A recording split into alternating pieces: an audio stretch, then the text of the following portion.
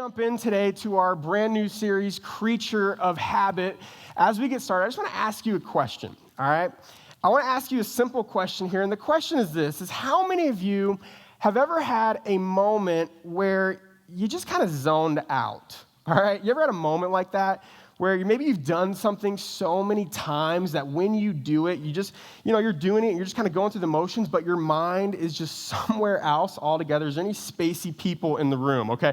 I know there are because I've seen some of you, but here's the deal. It's funny. Last week I was hanging out with some family in Waco, Texas for Christmas, and my little nephew, Jude, he's like 3 years old. We went out to lunch, and he's just sitting there, and you could tell he's just so tired, because he's just sitting there, and he's kind of eating his food, and he's just chewing, but he's just totally like staring off into the distance, just totally in a whole other world. And we're just kind of sitting there, we're like, hey, Earth to Jude, you there, buddy? Like, what's going on? You ever had a moment like that? Maybe for you in your job, maybe you do some kind of like repetitive type work where you're just doing the same thing over and over and over again. And it's like you just kind of do it, but your mind is somewhere else altogether. Well, I had a moment like that several years ago where I kind of wasn't really paying attention. It sort of got me in a little trouble, you could say. And what happened was I was probably like 17 years old, and I went to a church camp. All right, anybody ever been to church camp before? All right. For those of you who have not been to church camp, it's pretty much like any other summer camp, except there's church, okay? So that may or may not be appealing to you, but we basically have church every night. And if you've never been to camp before, like a summer camp, that's basically, it's where parents send their kids in the summer when they just need a break, okay? So that's kind of what that is. And so I remember I went to this church camp, and I hadn't really been a Christian for that long, and I was just going through the motions, and we did, all the things you do at camp. We had games and competitions and all that fun stuff. But at night, because it's church camp, we would have church services. And I remember it got to the last night. We were there all week. It got to the last night. I'll never forget the pastor. He did a great job, and he was speaking about, like, hey, you should go out and, like, change your world. Like, go make a difference in the world. It was one of those messages. And it was all awesome. Then he gets to the end of his message, and he kind of has this like response time, like where he wants you to respond. And he says, hey, we just want to partner with you. We want to pray together. We want you to go out and make a difference for Jesus in the world. If you feel like you're called into full-time ministry, and in other words, if you feel like you want to spend the rest of your life like as a job, being a pastor or something like that in ministry, then we just want to invite you up here to the stage, and we just want to pray for you. Which, sounds innocent enough, right? But he took it a little step further and actually I'm not going to lie to you guys. I know we're in church and I can't lie. So, it's kind of a weird experience for me because what he decided to do was he wanted to call up specific genres of ministry. So, in other words, what he would do is he'd say, okay, if you feel like you want to spend the rest of your life and maybe you want to be like a worship pastor like Benji up here, and that's what you want to do maybe, then we want you to come up here and we want to pray for all the worship pastors. So all the people in the room, all the kids who thought, hey, maybe I want to do this, they went up on stage, and then people would come and pray for him, and then he'd call the next group up. If you feel like maybe you want to be like a missionary and go somewhere in the world and change the world for Jesus, if you want to do that, then come up here. And all the people who felt like maybe that's what they want to do, they would go up on stage. And so, meanwhile, I'm in the back of this auditorium, and I'm just thinking, like, I don't know what I want to do with my life. Like, I'm like 17. Like, I have no idea. And I'm like, should I go up? Should I get prayed for? Like, I don't know if I shouldn't. Like, I don't really know what I'm supposed to do with my life. And I'm just kind of sitting back there while he's calling up all these different groups of students.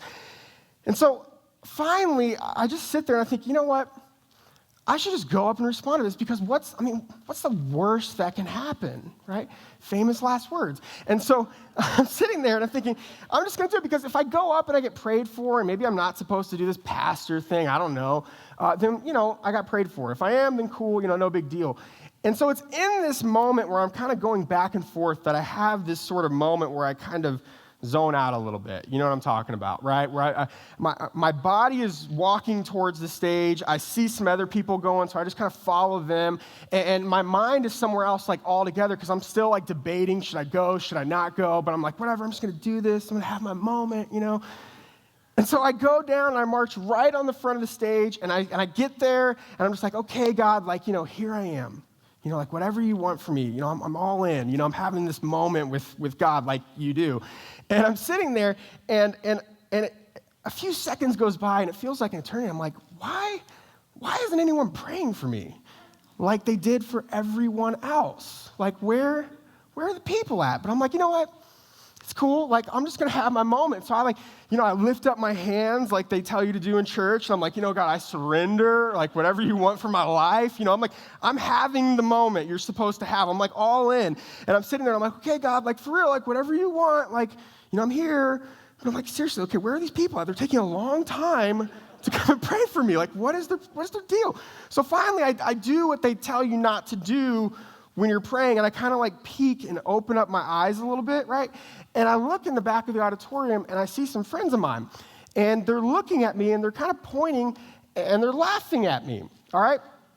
Now, you have to understand, I have not been a Christian for very long at this point, so immediately I get offended, and my prayers shift from like, God, whatever you want for me to like, God, I just pray curses on them, like I just pray that they would never have a girlfriend and that they would have explosive diarrhea, like whatever I can do, because I'm like, what the heck? Like, I'm trying to have my moment here, and they're laughing at me, like, what's going on here? And so I'm like, whatever. And so I go back to pray, and I'm just sitting there, I'm like, where are the people at? Why are they not praying for me?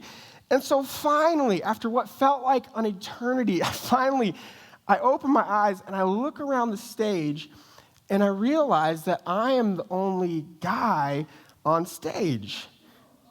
And then all of a sudden, I stop and I listen to what the guy on the microphone is like praying for everybody. And I realized that I had responded to if you feel like you were called to be a pastor's wife, right? Which,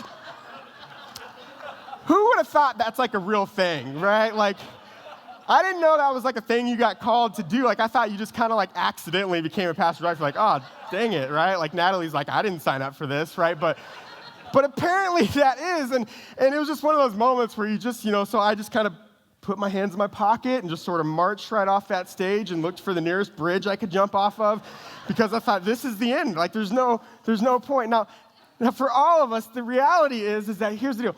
All of us have had moments like that, haven't we? Maybe not where, you made a fool of yourself in front of a few hundred people, right? But we've all had moments where we just kind of zoned out a little bit, right? Where you've done that thing so many times that you don't even have to think about it. You can think about something else, and you're just going through the motions kind of in this autopilot mode. And the reason why is because all of us, we all have ingrained habits in our mind, right? We have habits. The reality is that all of us are creatures of habit. If you don't believe me, just look at what you did today, because I'd be willing to wager what you did today was exactly the same thing you did like a week ago, right? Like, because you just do the same thing over and over again. I mean, look at your schedule today. You woke up probably the same time you wake up every other day, right? You got ready literally the exact same way you get ready every single morning. In fact, studies show that when you brush your teeth in the morning, you literally brush your teeth the exact same way every single time because you've committed it to habit. When you take a shower, you go through the same routine every single time, and you don't even think about it, right? Why? Because you're a creature of habit. And then what else did you do today? Well, you woke up, and then you got in your car, and you drove here to church today, probably took the exact same route you take every other time, and you didn't even think about it. You're just doing something else because you've committed it to habit. And then what'd you do? You showed up at church at the exact same time you show up every single week, like 10 minutes late, okay? We know, all right? You're like, I get it. You think, oh, it's kind of dark in there. No one will ever know.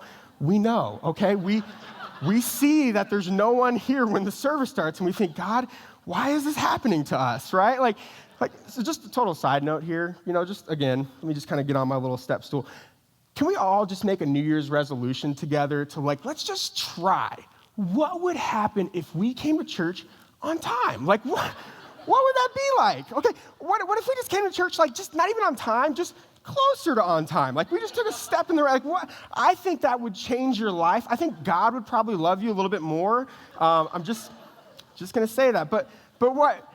We're creatures of habit. You came to church and you showed up when you always show up, and then what'd you do? You probably came in and you sat in the exact same area that you sit every single week. You sat in the same chair, because that's what you do. You're creatures of habit. And if anyone ever messes with your routine, if they ever mess with your habits, God help them, right? I mean, think about it, right? Like if somebody in the morning, like they speak to you before you have your cup of coffee, it is like, hey, I am not responsible for what happens next. Because you should know no one speaks to me until I have my coffee, because that's my habit. That's how this works, right?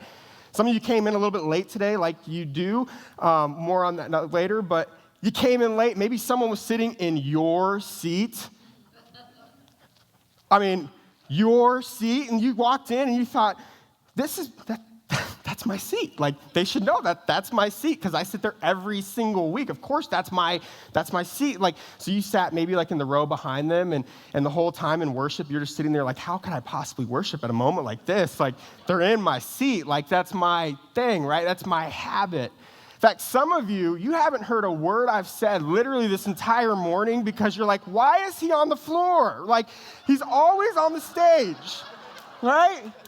Like, you're supposed to be on the stage. You're always on the stage. Like, why in the world would you be on? We're just messing with your habits today, aren't we? We just thought today it would be kind of fun to mix it up and try something new, get a little personal with you, right? We thought, and just by the way, fair warning, if at all you feel a little tired this morning and you feel yourself starting to drift off a little bit, just know that I'm like 4 feet away from you at all times now, okay? So I'm just saying, you are warned, all right? We are all creatures of habit. And habits play a huge influence into our everyday lives. In fact, Duke University, they did a study that I thought was so insightful. And they found this, that 40% of the actions that people perform throughout the day weren't actual decisions, but they were habits. I mean, think about that. That's pretty crazy. That literally 40% of what you do every single day, almost half of what you do, you don't do it because you're deliberately thinking about it or because you're making a decision. You just do it because that's the way you always do it, because you've created a habit. Habits play a huge role in our lives. Habits are powerful. They're these things that they operate silently in the background of our lives most of the time without us even realizing it, but yet they profoundly influence every decision we make. They profoundly influence the people around us because habits are powerful. Part of what makes habits powerful is that they're self-reinforcing. You say, what do you mean by that? Well, the more that you do something, the more it becomes, right? In your brain, literally, the stronger the connections become and the more powerful that gets. It's almost like a snowball that's rolling downhill where eventually that momentum begins to take it and that snowball is getting bigger and bigger and more powerful and more powerful. Well, habits are the same way. And this is why the longer you do something, the harder it is to stop. You ever found that to be true in your life? You know, maybe you've had a negative habit, a bad habit, and you've even tried to quit it before. You've tried to kick the habit, but it just feels like you can never make any progress. You stop doing it for a day or two or a week or two, but it just seems like you always revert back to that habit, and you think, it just feels impossible. I can never get past the habit. Why? Well, it's partly because neurologically there's this principle at play where habits are self-reinforcing. And you've done that thing for so long, for so many years, that it actually has become more and more powerful and more strong because habits self-reinforce. Now, the good news is the flip side of that is also true, that good habits also self-reinforce. In other words, the more consistently you do the right kind of things, the easier over time it becomes. Right? And this is the beauty of habits. And I want you to understand this today, that habits, they're neither inherently good or inherently wrong, right? Habits, they make terrific friends and they make terrible enemies. You get to choose. You get to choose. You get to choose what kind of habits. They're either incredibly beneficial or they're painfully destructive in your life. They'll either help you or they'll hurt you. Habits will either propel you into the future that God has for you, or they're going to drag you at your heels and hold you back. And you get to pick. You get to pick what kind of habits you're going to give in your life. What kind of habits are you going to choose to leverage for your benefit, or are you going to choose to ignore them to your detriment? And this is why this is so important today. Here's the big idea for you. Here's what I want you to get so badly today is this, that you make your habits and then your habits make you. You make your habits. You choose the habits that you're going to have in your life, and then your habits, they determine the kind of life that you're going to ultimately live, right? You get to pick. You get to pick the kind of habits that you want to have because your habits will ultimately shape you. And the question I want to ask you is simply this, that as we launch into 2016, as we start this brand new year together with full of new possibilities, the question I want to ask you is who do you want to be? Right? Like, what kind of life do you want to live this year? What do you want this year? What about this year do you want to be different than last year? What are the areas in your life that you want to improve in and grow in? What are those areas in your life? Because what you have to understand is that habits are the vehicle that will take you there. Your habits, they're incredibly powerful. And we see this in the scripture. In fact, the Apostle Paul, he told this to his protege. He had a guy named Timothy that he kind of brought up alongside of him. And Paul writes this letter to Timothy. And we're just going to look at one verse, but before we get to this, you have to understand that the context of this verse is Paul is saying to Timothy, he's saying, hey, listen, you have a calling on your life. You have purpose on your life. You have a destiny over your life. But in order for you to get there, in order for you to become the man that God is calling you to be, it's going to require what? It's going to require this. He says, practice these things. Devote your life to them so that everyone can see your progress.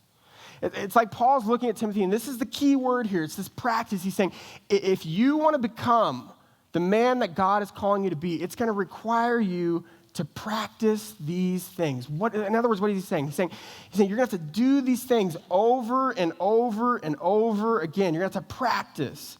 Because eventually, the more that you do these things, you're going to create these habits. And eventually, those habits are going to make who you are and where you go. So you've got to practice.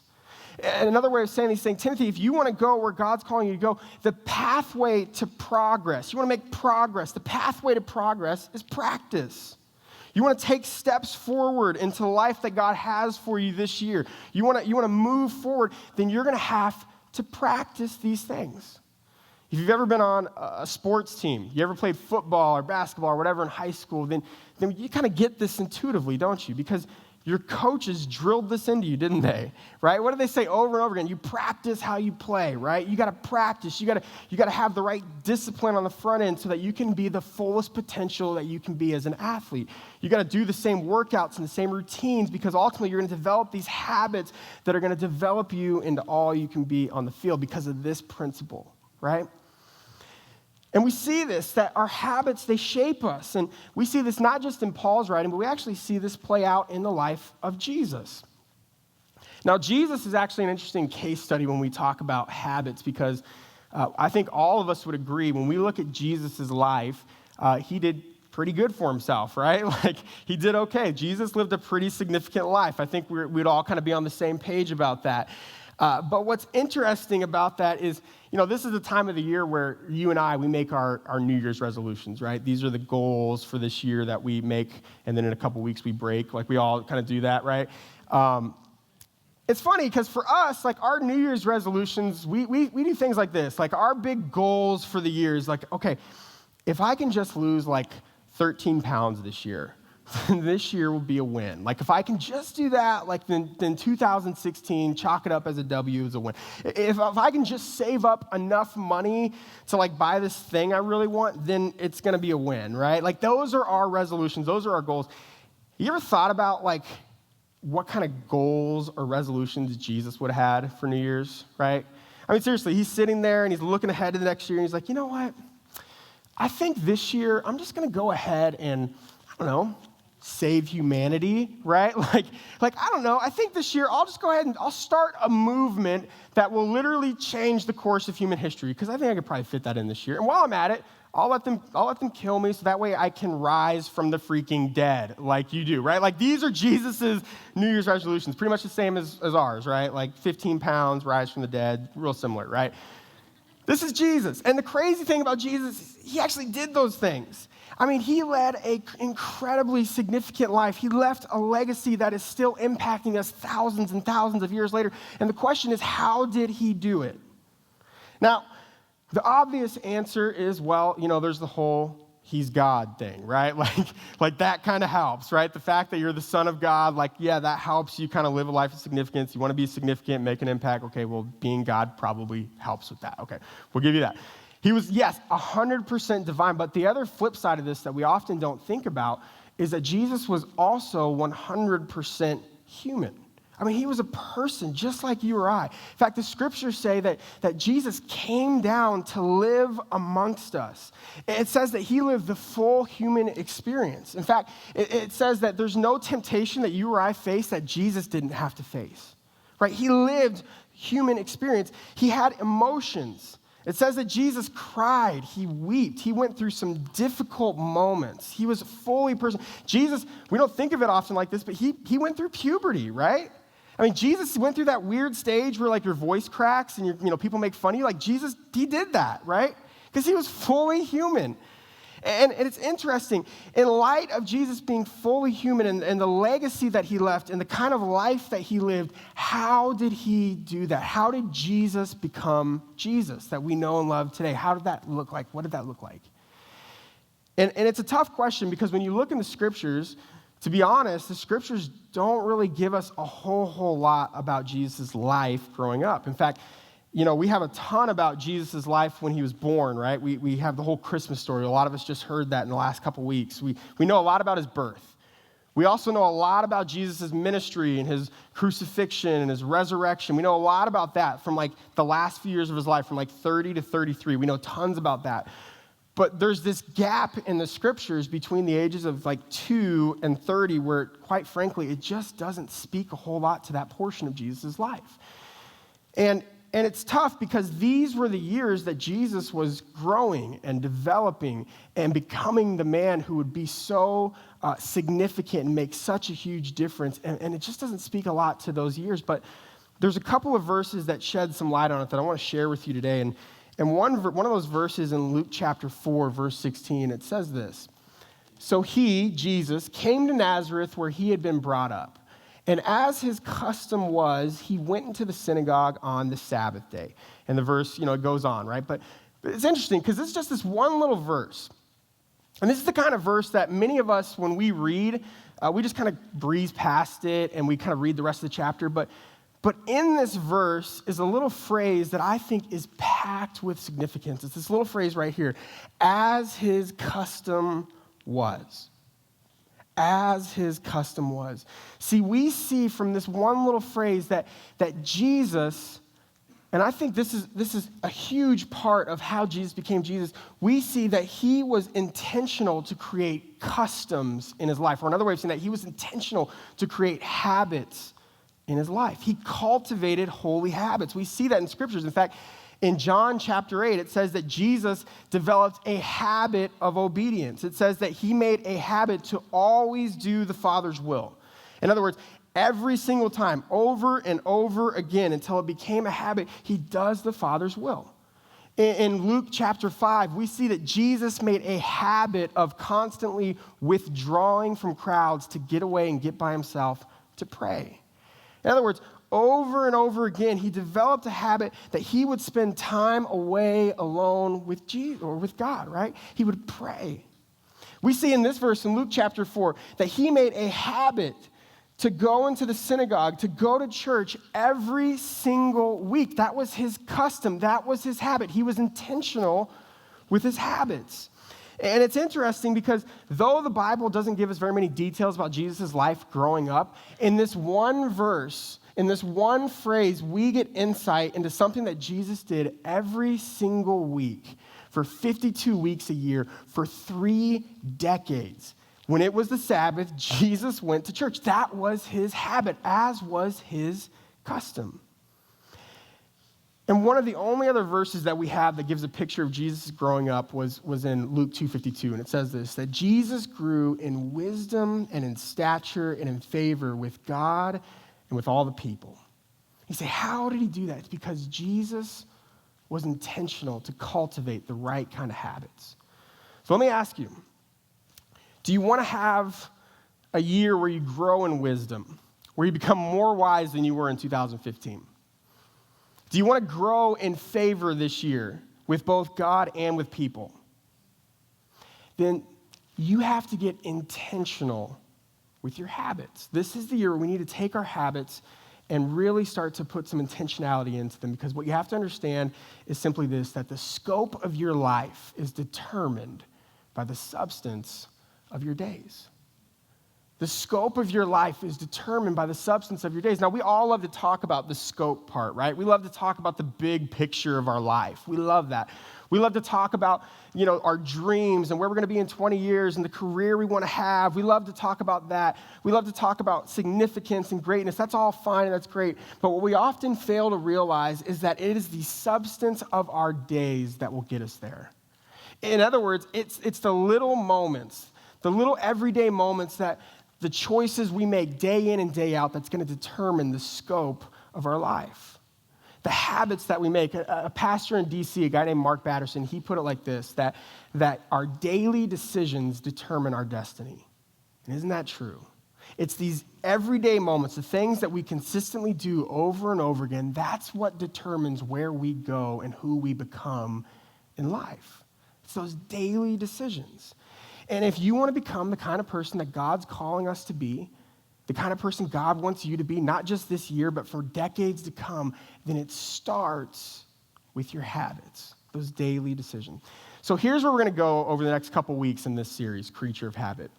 Over the next couple weeks, we're going to dive into this because if we can get our habits together, it is going to be so influential on all these areas of your life. If you can get your habits in order, it's going to have a huge, huge impact, not just on your life, but in the lives of people in your family and those people around you. Not just 2016, but for years to come, if you can get your habits in order right here, right now. And so we're going to take some time and we're going to dive into this because all of us have habits that maybe are self-destructive, maybe even sinful habits. All of those habits that we need to break, right? All of us have those areas of our lives that we know we need to spend more time working on.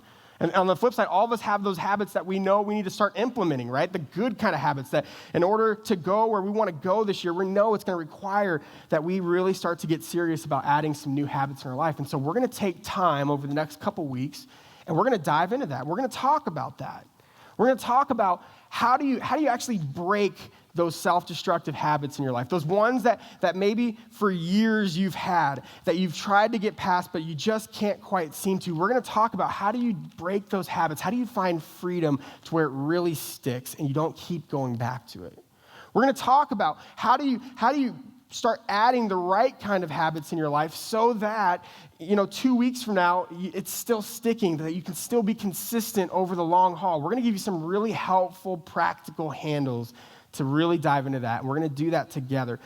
But today, all I want to do, as we kind of come to a close here in just a couple minutes, all I want to do is I just want to lay the foundation for that. All I want to do is I just want us to understand how critically important our habits are and that we get to choose the kind of habits that we're going to have in our lives and that what we choose is going to play a huge, huge role into who we become this year and in the future. And the reason why this is so important is all I'm going to ask you to do is I just want you to think about your habits. That's it. This week, before we start talking about all the things we need to add, before we start talking about all the habits we want to break, before we get to any of that stuff, all I want you to do is I just want you to take some time and I just want you to think. Just think about the habits that are already at play in your life. And you say, well, why does that matter? It's because this verse in Romans 12, it says this. It says, don't copy the behavior and the customs of this world, but let God transform you into a new person by changing the way you think. See, in other words, God's saying, listen, if you want to be transformed, you want to grow, you want to change, here's where it starts. It starts with the way that you think. It starts with the things that you're thinking about. And the reason why our thoughts are so powerful is because our thoughts, they determine our actions, right? The things that we think about have a huge influence on the things we actually do. And our actions, they determine our habits. The things that we do over and over again, that creates our habits. And as we've discovered today, our habits, they determine our life. And over the next couple weeks, we're going to spend a lot of time talking about our actions that we need to change. We're going to talk a lot about our habits. We're going to talk all about that's going to determine our life. But today, all I want us to do is just start here with our thoughts. All I want us to do is start right here, and let's just this week take some time to begin to lay the foundation that we're going to then build off of in the next couple weeks to begin to think about what are the habits that are currently in my life, and are they working, and will they take me where I want to go? So here's your homework for this week. I know you came to church and you didn't think you were going to have homework, but surprise, Happy New Year, right? You got some homework, so it's easy. It's going to be fun. Here's all I want you to do. I want you to ask yourself a few questions. And here's the first one. I want you just to begin to ask yourself these questions as it pertains to your habits. And you may want to write these down. But the first one is, what do I want to start doing? What are those things in my life that I know I need to do? Those areas that I know I know that in light of where I want to go, I need to start doing this thing because it's going to help me get there. What are the areas and those habits that you want to start doing?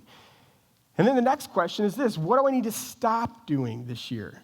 What are the habits in my life that are self-destructive, that are sinful, or maybe they're just not healthy, right? Maybe you need to change some financial habits, some health habits. What are those things you know you need to stop doing because they're holding you back from becoming the kind of person that you ultimately want to become? And the last question I want you to ask yourself is this: what do I want to continue to do? What are those things in my life, those healthy habits that have gotten me this far, those habits that have helped make me successful in who I am, that I want to continue to do because, man, they've paid off in such a big way? What are those habits? And all I want us to do this week is just take some time. Maybe you go to a coffee shop. Maybe you just take a few minutes and just think about these things. And maybe you actually take some time and journal and write a few things down. But what are those things in your life? And let's start to build that foundation together. And then we're going to take some next steps over the next couple of weeks that are going to be super, super helpful. So finally, today, as we kind of bring this thing to a close, I want to leave you with one last thing. I just want to end our time together by just encouraging you, okay? Because I realize for many of us, it's easy when you hear a message like this, you talk about habits, it's easy to be a little cynical. It's easy because most of us have had experiences where we've tried to make changes and it didn't really work. And so it's easy to hear a message like this and be like, oh yeah, that's great. But you don't know me, Steve. I've been doing it this way for years and I'm just too far gone. Or maybe you're on the camp that for you, it's like, I've tried to beat that habit like over and over again and I just can't seem to ever get past it and it just feels impossible. And I just want to encourage you today that if you feel that way, that it's not too late for you and that today can be a fresh start and a new beginning. I heard this proverb that I thought was so good, and it said this, that the best time to plant a tree was 20 years ago, but the second best time is right now. And isn't that true of just about every area of our lives? For you may be looking at your finances, you may think, yeah, like it would be great if I would have had good financial habits like 10 years ago, but I didn't, and now I have this huge mess, and I have all this debt, and I just dug myself into this hole, and it just is what it is. And you're right, it would have been great if you would have had good financial, habits 20 years ago, but the next best time to start putting some good financial habits in place is right now. You think, well, man, it would have been great if I would have, maybe a better time to start investing into my kids would have been 5 years ago, but I didn't really do a great job. Listen, the next best time is right now. It's never too late to start doing the right thing. In fact, the right time to do the right thing is always right now. And so I just want to encourage you, as we start this year off together, would today be a fresh start for you, where you start to evaluate the habits in your life and you start to say, I'm going to take some next steps and move forward in becoming the kind of person that God is asking me to be, that with his help and with the Holy Spirit's help, I can become whoever it is that God is calling me to be, and my best days truly can be ahead. That it's not too late for me, that it hasn't passed me by, that God, he's actually in the redeeming and the restoration business. So in other words, there's nothing in your past, there's nothing about you that is unredeemable, but God can change you from the inside out. If you will start to center your habits around the principles in his word, the possibilities are endless. And so I just want to encourage you this week, let's do that together. Let's begin to evaluate our habits and say, God, help me to make a plan that's going to take me where you're calling me to go. And then over the next couple weeks, we're going to take some really cool next steps together. It's going to be an awesome journey. So with that, let me pray for you today. And let's believe that this year is going to be the best year as we really get our habits in order. All right, let's pray. God, we love you so, so much, and we're so grateful that you modeled this for us, God. You gave us principles in your word that if we can begin to apply, can have a huge, huge impact on the kind of life that we get to live, the scope of our lives. So, Lord, I pray that as we start this year off together, God, that this would be a year where we begin to make the little decisions, the little choices, begin to get the little habits in order that will have a then huge influence in our life, God. I pray that you give us courage to begin to face into some of the things that have been haunting us for years, that this will be a year we'd find freedom. I pray you give us wisdom, God, to show us the kind of habits that we need to add that will take us to where you're leading us, God. And we just want to say that we believe you, that we trust you, that you're with us, and you're helping us. And God, we believe that together, this can be a banner year for our lives, for our families, and for this church as we put our faith and our focus in you. So we love you, God. We ask that you be with us today as we head out. Be with us this week. And all these things, God, we pray in your name. Amen. Amen. Amen.